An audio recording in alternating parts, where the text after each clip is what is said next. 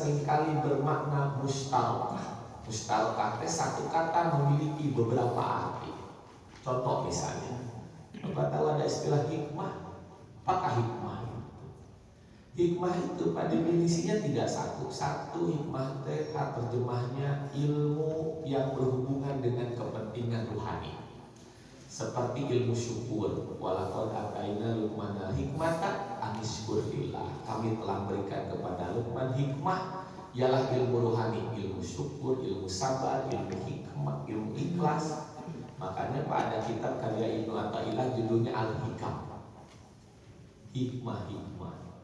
Ya, itu ilmu-ilmu yang berhubungan dengan rohani. Itu pernah ngebahas fikih ya Pak? Sabar, syukur, yakin, ikhlas, itu kan yang dikaji. Nah, yang kedua hikmah itu artinya kebaikan yang muncul di belakang hari.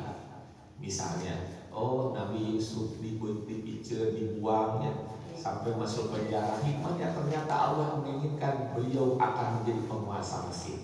Dan kalau tidak dibuang, Pak, tidak akan sampai ke Mesir, tidak akan menjadi perdana menteri. Banyak hikmah-hikmah kehidupan, terutama dalam kisah kasus Nabi Musa dan Nabi Khidir. Kata ruh misalnya di dalam Quran, ruh itu satu artinya nyawa, ya salunaka anil ruh. Yang kedua, ruh itu artinya malaikat Jibril, nazzalahu ruhul amin. Dan yang ketiga artinya Al-Quran.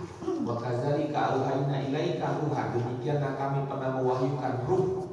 Quran disebut ruh, nyawa, karena ketika kehidupan manusia tanpa Quran bagaikan satu tubuh tanpa nyawa, bangkai. Kalau orang kan jauh dari ajaran dari Quran bagaikan bangkai, maka Quran pun disebut ruh.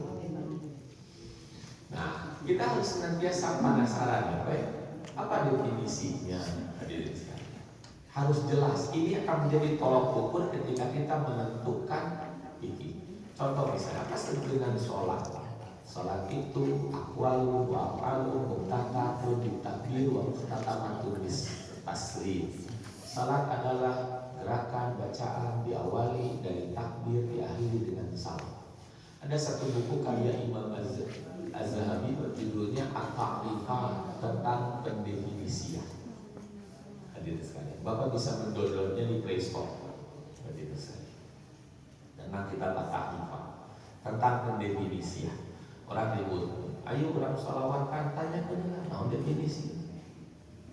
Sehingga jelas apa yang disebut dengan sholawat tersebut. Hadirin sekalian. Baik, kita mulai definisi dulu.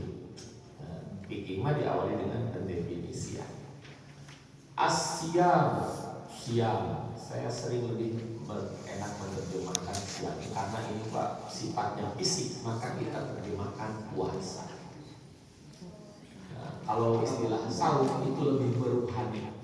Di sana Pak ada yang namanya akhlak kita, penekangan diri terhadap perilaku-perilaku yang tidak baik. Contoh misalnya ya menahan kata-kata, menggunakan kata saum.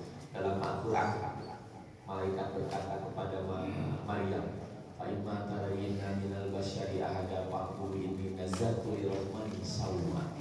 Allah fala tukallimna yawma insiya. Jika kau bertemu dengan orang, maka segala tuduhan hadapilah dengan kata